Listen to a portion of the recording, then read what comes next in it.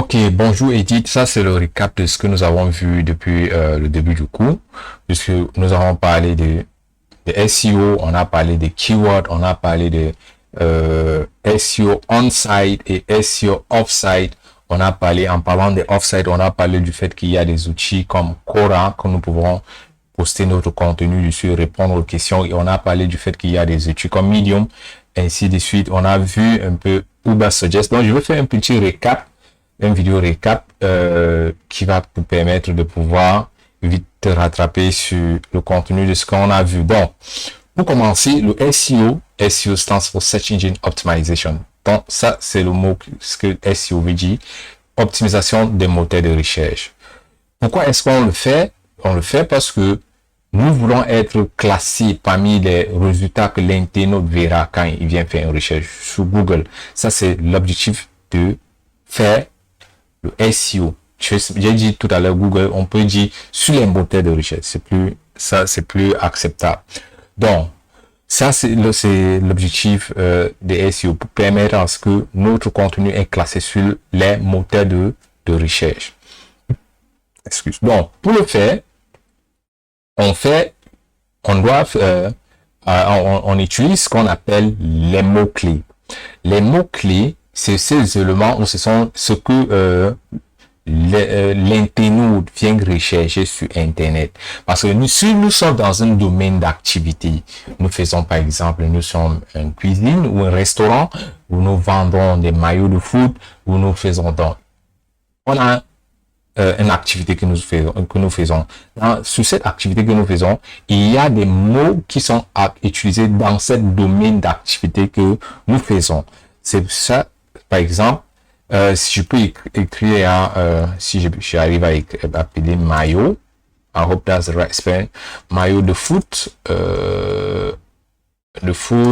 voilà, par exemple.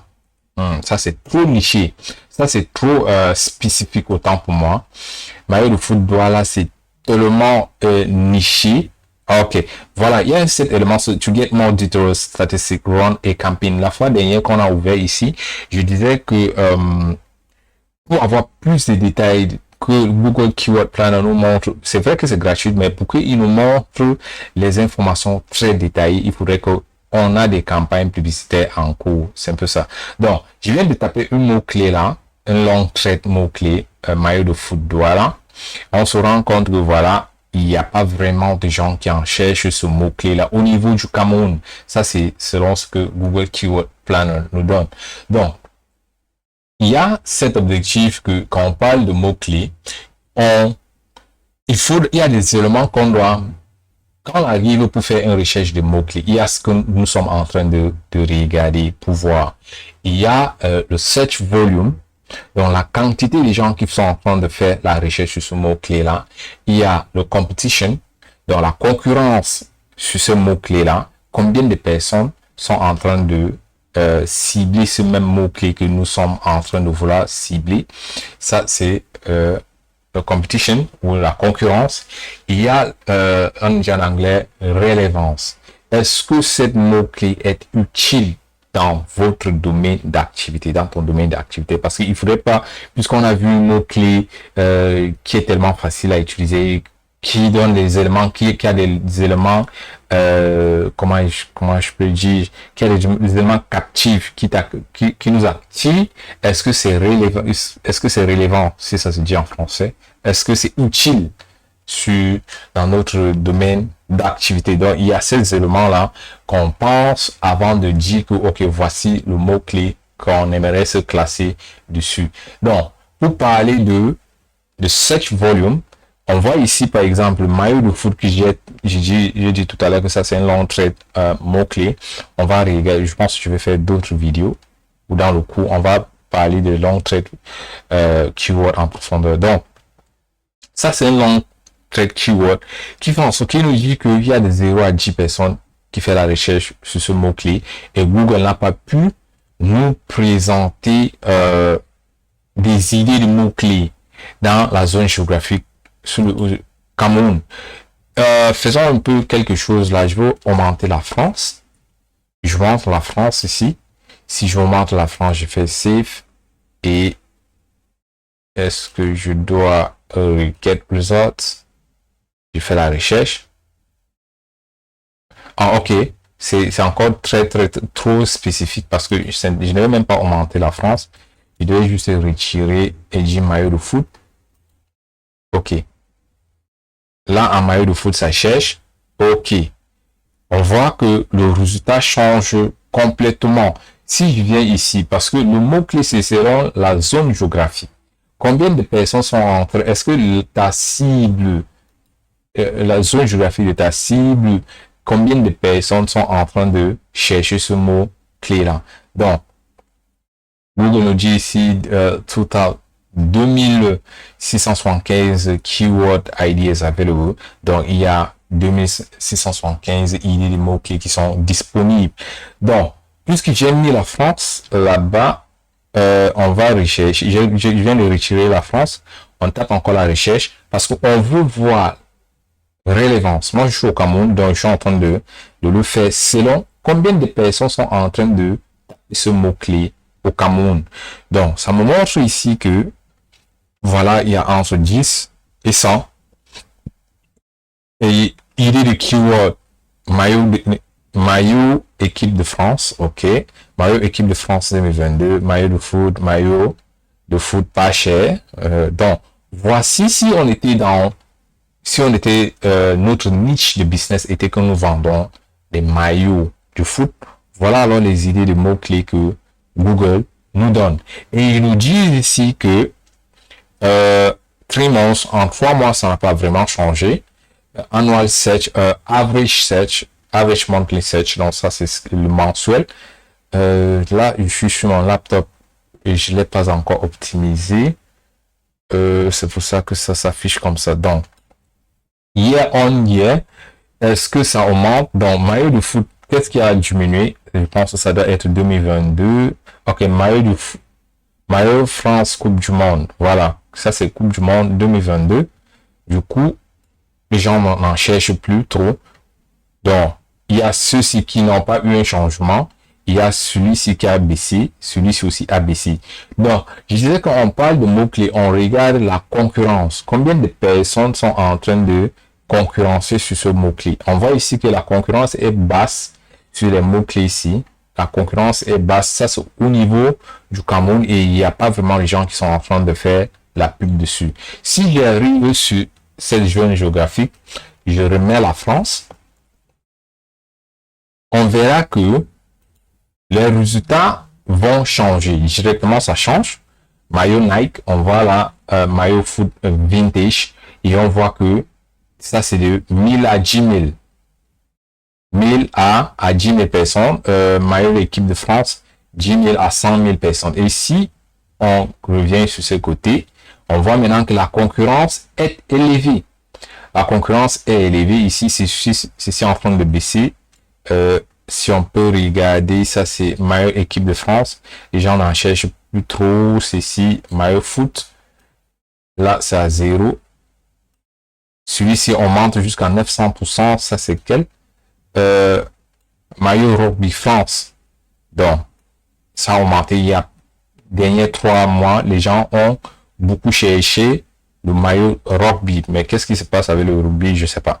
Bon, il y a au niveau de competition ici qui signifie concurrence, on voit que la concurrence est élevée. Donc, ce qui se passe, c'est quand on fait la recherche du mot-clé, j'avais parlé avec, en utilisant par exemple Ubersuggest, si je dis ici maillot de foot sans spécifier, ok, qu'est-ce que c'est ici? Ça, c'est le contenu. Ça, c'est sponsorisé ou pas? Donc, maillot de foot, là, je vais changer la zone géographique. Je mets la France. Déjà, France, français. French français, ok. Ça revient. Ok, ça doit être les sites camerounais parce que je suis en train, ça arrive à identifier ma zone géographique. Mais ce que je voulais montrer, c'est le fait que il y a le domaine autorité, l'autorité du nom du domaine. L'autorité du nom du domaine, je vais chercher un qui a, donc, au niveau du Cameroun, la notoriété du nom du domaine n'est pas tellement élevée. c'est pas tellement élevé. Parce que quand on regarde, ça c'est selon ma zone géographique, je vais voir si c'est ce qu'ils ont écrit ici en bas. Ok, voilà. Là, c'est écrit puisque je suis à Douala, ça me donne les informations par rapport à ma zone géographique. Ok, donc il y a ce tableau-ci qui est un peu exactement comme celui-ci. Donc, ici, SD, c'est SEO difficulty. Donc, quelle est la difficulté qu'on aura pour essayer de se classer sur ce mot-clé-ci? Ça, c'est selon la France. On voit que si quand on écrit maillot de foot, c'est tellement élevé parce que c'est entre 0 et 100. Et là, quand on regarde, par exemple, j'ai vu PSG en deux maillots de foot, de football PSG, en concurrence, il y a 6000 personnes qui sont en train de chercher ça, monthly average, donc moyenne mensuelle à 6000 personnes. Et on se rend compte que la publicité, le coût par clic, c'est 0,30 €. Donc, c'est pas trop, je sais pas. Selon la zone géographique, ça peut être trop cher ou pas trop cher. Donc, mais ce que je comprends pas, donc là, c'est pourquoi le SEO difficulty est tellement bas. Donc, comme c'est écrit là, the higher the number, the more competitive it is. Donc, ça veut dire il y a peu de gens qui sont en train d'essayer de se positionner comme des vendeurs de maillots de PSG. On regarde ici bon, on regarde estimated competition in paid search. Donc, ça c'est le organic search. L'organic search c'est naturel. Ici, ça c'est le paid search. On voit là, c'est tellement difficile. Ça, ils sont à 100. Ça, c'est 100. 100. Ici, c'est 83, 99. Et on voit ici maintenant que PSG, donc la plupart des vendeurs de maillots de PSG ne sont pas en train d'essayer de se classer naturellement. Ils sont en train de payer la publicité pour pouvoir se présenter sur cette mot-clé là. Donc, les éléments qu'on regarde quand on est en train de faire le SEO, on regarde la concurrence, on regarde si la concurrence est trop élevée, il ne faut pas chercher à se placer sur cette mot-clé là parce que Google mettra les sites à qui il fait déjà confiance. Comme on va voir par ici, le domaine authority. Si je viens là, je remonte France, ça va complètement changer la donne. Si je monte là-bas France, on verra que le domaine authority des différentes pages est plus élevé. Ça veut dire, ça, c'est les pages sur lesquelles Google a un certain niveau de confiance. Là, nous sommes à 84, 40, 45, 65, 38. Oh, ok, 87, 91. Ça, c'est Nike, en fait. Donc, c'est difficile que tu entres en concurrence avec le site de Nike et que Google arrive à présenter ton contenu avant le contenu de Nike si ton contenu n'est pas assez niché. Parce que Nike, c'est une boutique générale. Donc, c'est un peu ça quand on regarde. Donc, il y a la concurrence. On regarde la concurrence. On regarde combien les gens sont en train de payer déjà pour ce mot-clé. On regarde le SEO difficulties. Et puis, cette information qu'on est en train de regarder, ça nous permet de pouvoir choisir un mot-clé. Parce que pour choisir un mot-clé, soit c'est un long trait ou c'est un court trait, mais comme j'ai dit, le mot-clé doit être niché. Pour choisir un mot-clé et décider de se mettre en concurrence avec ça, il est conseillé d'essayer de se mettre avec les mots-clés que la plupart des domaines authority, la notoriété des noms du domaine sont entre les 40 et 60. Après ça, ça devient déjà très, très, très difficile à se classer dessus. Donc, ce sont les éléments qu'il faut regarder. Maintenant, autre élément qu'on regarde quand on est en train de parler du mot-clé, c'est le search intent.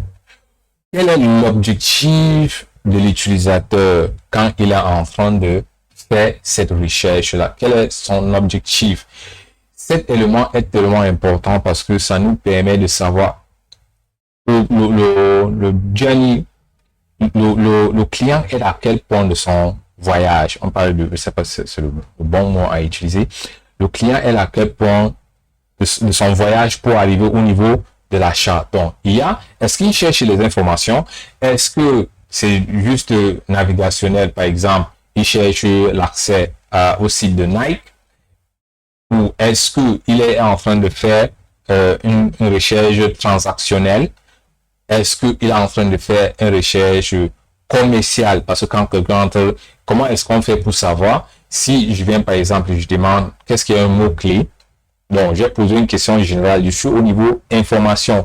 J'aimerais savoir plus d'informations sur le mot-clé. Donc, mais si je viens taper Google, je vais taper par exemple Google Keyword Planner, à ce moment-là, ça voudrait dire que je suis en train de chercher à arriver sur Google Keyword Planner.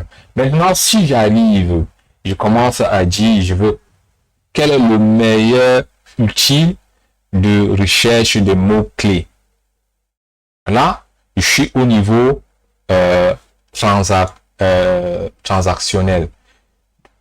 Je suis en train de regarder quel est le meilleur. Maintenant, si j'arrive, je compare les deux.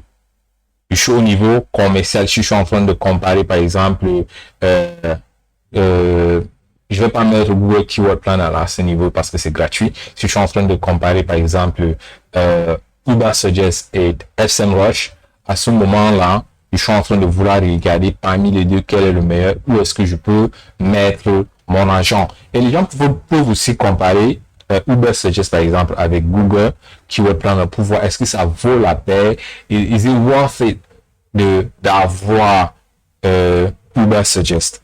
Donc il y a ces éléments-là qu'on prend en compte. Donc, quand on fait je reviens encore sur ces éléments-ci. Quand on est en train de faire le keyword research, nous sommes en train de regarder la concurrence. Nous sommes en train de regarder ceux qui sont en concurrence avec nous. Quelle est l'autorité de leur nom de domaine. Nous sommes en train de regarder combien est-ce que les gens sont prêts à payer pour ce mot-clé-là. Cost per click ou le coût par clic. Nous sommes en train de regarder le user search intent. Nous sommes en train de regarder les différents mots-clés. Est-ce que cette mot-clé-là, même s'il n'y a pas trop de concurrence, on se voit que si on se positionne dessus, on peut être classé. Mais est-ce que c'est utile pour notre business? Donc ça, ce sont les éléments que nous regardons quand on est en train de vouloir faire une recherche au niveau de mots-clés. Maintenant, en revenant, quand on a une autre mot-clé, c'est à ce moment-là que nous entrons dans le site. C'est ce moment que nous entrons dans le site pour pouvoir parler de meta description. On parle des H1. Je disais que dans notre site, je n'ai pas un contenu ici où j'ai laissé tout mon travail au niveau du desktop. Est-ce que je peux en avoir avec une clé? Ok, donc je disais que au niveau du site, il y a le meta description qui fait en sorte que nous donnons une idée de notre site, puisque avant même de parler de meta description, j'ai dit quand on met un site sur pied, nous sommes en train de créer le contenu du site pour deux usagers. Il y a l'usager humain et puis il y a l'usager robot. Les usagers robots sont les premières personnes ou les premiers usagers à consulter notre site. Et ces usagers-là, ils vont consulter le site et copier le contenu pour aller le mettre au niveau des pages de résultats des moteurs de recherche. Donc, pour aller classer notre contenu. Si nous mettons un contenu sur Google qui n'est pas compréhensible, que les robots n'arrivent pas à comprendre, ça veut dire déjà que nous éliminons déjà de la concurrence. Donc, il est important de faire en sorte que le robot qui arrive sur notre site arrive à comprendre ce que nous avons créé comme contenu. Alors, si j'arrive à mettre la clé. Alors, qu'est-ce qui se passe? Port USB, port USB. Ok. C'est une port USB. Ok. Comme je disais, si nous ne classons pas, les robots arrivent et ils ne comprennent pas notre contenu, on ne serait pas classé au niveau des moteurs de recherche. Du coup, on a déjà perdu l'audience. Ok. Le truc que j'ai fait, c'est Home. On a déjà perdu l'audience. C'est pour cette raison qu'il faut satisfaire les deux usagers de notre site. Parce que on peut bien on peut tromper les robots. On crée un contenu qui va lui faire nous classer. Parce que quand je dis classer, c'est le fait que celui-ci, non, ça c'est sponsorisé. Oh, celui-ci est naturel. La boutique FFF, par exemple, je pense qu'il est là parce que ça doit être la boutique officielle ou le boutique officielle des maillots français qui est là. Pour que ton contenu soit classé à ce niveau, il faut que les moteurs de recherche ont compris ton contenu, ils ont compris ton site. Ça, c'est un. Le deux, c'est que les gens, quand ils arrivent sur ton site, ils consultent, ils arrivent pour se rendre compte que ton site résout ou répond à leurs besoins. Donc, pour arriver à satisfaire cela, on a dit que dans notre site, il faut avoir le meta description. Par exemple, ceci, comme on voit là, Home Renovation, Remodeling, House Upgrade, Interior Design. Donc, le meta description ci, c'est un peu ceci qui s'affiche à ce niveau-ci. Et c'est ça qu'on appelle le meta description. Maintenant, dans les H1, on voit ici les maillots des équipes de la France pour l'Euro 2024. Donc, ça, c'était le contenu de l'année passée. Si on vient ici, on doit avoir les H1. Chaque site, page web, chaque page web que nous avons sur notre site doit avoir un H1 qui définit, qui est le titre de ce qui est dans la page. Chaque page doit en avoir une H1 comme ceci là. C'est pour permettre, parce que quand les robots arrivent, c'est ces éléments là qu'ils cherchent à avoir. Maintenant, comment est-ce qu'on utilise le H1? Première chose, c'est que dans notre meta description, notre mot-clé doit se figurer là. Ici aussi, notre mot-clé doit se figurer en ce niveau. Maintenant, sur les sites, quand on parle des sites, quand il y a le site, par exemple, je vais ouvrir ceci au niveau du navigateur. Index. Je vais ouvrir avec Google. OK. Donc, il y a ceci qu'on a fait. Maintenant, bref, à partir de Home, puisque ça c'est un site que j'ai sur Logi, c'est une petite truc que j'ai fait sur Logi. À partir de Home, si Home devait être notre nom de domaine. Donc, c'est ici qu'on voit index.html. Si là, on appelle ça le slug. Le slug. Des fois, si je parle du maillot, qu'on va regarder ici, si je clique là, il faut regarder, quand je vais s'ouvrir, il y a ici sur le bas de l'écran, ça va montrer le lien. Ben, je peux carrément ouvrir le lien. Donc, quand vous ouvrez le lien, vous voyez ici, ça c'est ce qu'on appelle le slot. On voit boutique des supporters de football, équipe nationale, France. Ça, c'est le slot.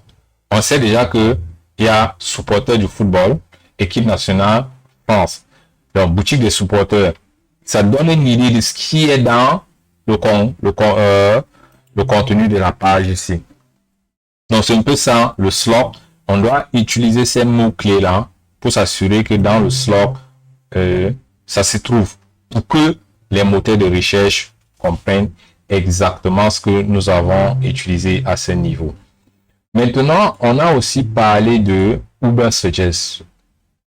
Ça, c'est toujours un outil d'analyse parce que lui, maintenant, il fait l'audit. Ubersuggest, si je peux.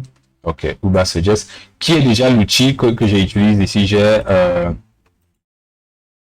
j'ai une extension Chrome qui permet à ce que quand je fais Ubersuggest par exemple, ça me montre, ça c'est tous ces éléments-ci, ça c'est l'extension Chrome de Ubersuggest. Ok, si j'ouvre, est-ce que je suis logged in? Sign in. Donc, Ubersuggest peut faire l'audit de notre site, ça peut faire l'audit du site de nos concurrents. Ça nous donne des idées de mots-clés, ça nous donne des idées de contenu des gens. Donc, je vais ouvrir, je vais encore chercher la même chose comme j'ai cherché sur Google pour qu'on voit maillot de football France. Donc, ce que Ubersuggest va nous faire, même avec l'outil gratuit, ça va nous donner idées de mots-clés. Google nous a seulement donné des idées au niveau de Google Keyword Planner. Ils nous ont donné des idées de mots-clés, mais ils nous ont pas donné les idées de contenu. Donc, quels sont, voilà, les pays à 91%, ça vient de la France. Donc, avec 4400 recherches, le Cameroun vient avec 10 recherches, United States avec 10. Donc, ça nous dit ici directement que le SEO difficulty est à 25. Donc, si on veut se positionner sur un mot-clé, c'est pas compliqué, c'est pas trop compliqué. Mais le page difficulty est à, ça c'est le naturel, ça c'est payant, ça c'est organique, ça c'est payant, est à 74, mais pour l'instant, personne n'est en train de faire la pub dessus selon ce que Ubersuggest nous donne. Maintenant, quand on descend, on regarde qu'en novembre, ça a un peu augmenté avec le nombre de gens qui font la recherche dessus. Et voici les keyword IDs. Famous French football players. Maillot France. Maillot de football France 2024. Ça, c'est le contenu de l'année passée. Et maintenant, ils ont refusé de nous donner les content IDs. Mais c'est selon le sujet, ils vont nous donner les content ideas. Les content ideas, normalement, c'est d'autres concurrents qui font la même chose, qui ont écrit des articles sur le sujet que nous sommes en train de chercher. Normalement, ça doit s'afficher ici. Donc, comme on voit la keyword ideas, si je fais keyword ideas, par exemple, avec maillot de football France, voilà ça maintenant. Ils nous ont donné les keyword ideas. Mais est-ce qu'il y a le content idea? Non, il n'y a pas de content idea. Le volume, combien de personnes sont en train de chercher? CPC, coup par clic sur ces mots-clés-ci. Page difficulty, combien de personnes sont en train de payer pour s'afficher sur ce mot-clé. Maintenant, le SEO difficulty naturel, on voit que la moyenne, c'est 25. On voit que la moyenne, là, c'est 25. Ça veut dire, si je suis une boutique de France, de maillot en France, je peux facilement me classer sur ce mot-clé, c'est en créant des contenus qui vont qui ont à voir avec le football français et les maillots de l'équipe de France Euro 2024, maillot de l'équipe de France Nouveau, maillot de l'équipe de France Rugby. Excuse. Donc, on voit que la concurrence n'est pas tellement rude sur ce mot-clé-ci. Donc, on peut regarder par volume. On veut seulement ceux qui sont entre 1000 et 10 000. Les idées, ça c'est au niveau des propositions de content ideas. Donc, ce qu'ils affichent maintenant, ça c'est ce Generate with AI, non. Ok, search volume, ça est tout gratuit, il ne veut pas nous tous afficher. Si on regarde par le SEO difficulty easy medium, comme je disais, c'est dans medium C qu'il faut chercher. Si c'est un nouvel site, on vient de mettre le site sur pied, on commence ici, on grandit progressivement. Puisque, comme j'ai dit tout à l'heure, Google ne va pas présenter ton contenu avant une page ou un site sur lequel il a déjà une certaine confiance, il a déjà une certaine reconnaissance de ces pages-là, de ce site-là. Il ne va pas mettre ton contenu en avant. Donc, il faut commencer quelque part pour bâtir la notoriété avant d'arriver à un niveau pour concurrencer avec les big boys. Donc, ça, c'est un peu l'idée de Ubersuggest. Moi, je vais t'inviter à parcourir, à jouer avec Ubersuggest, surtout c'est la version gratuite.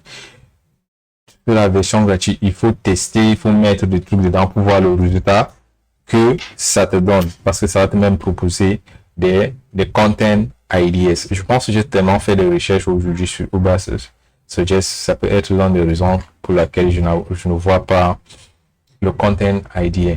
Donc, c'est un peu ça, le keyword research. Donc, il y a ces éléments-là qui sont très importants quand on est en train de faire le keyword. C'est la concurrence, on regarde la concurrence, l'utilité. Je me rends compte que j'ai déjà tellement parlé de ces éléments-ci. Parce que quand on fait le keyword research, c'est ces éléments-là qu'on aimerait savoir, qui n'est pas prendre un mot-clé sur lequel la concurrence est tellement rude et qu'on ne va même pas s'afficher au niveau de la troisième page sur les pages des moteurs de recherche. C'est pour ça que c'est tellement important. Maintenant, quand je dis par rapport au contenu, on a un peu parlé de on-site. Le on-site, c'est le fait qu'il faut avoir les H1 sur notre site, au niveau de notre code. Si je ouvre plutôt au niveau de résultat, il faut avoir ça, c'est un H1. Il faut avoir le texte descriptif qui n'est pas vraiment en train de s'afficher ici.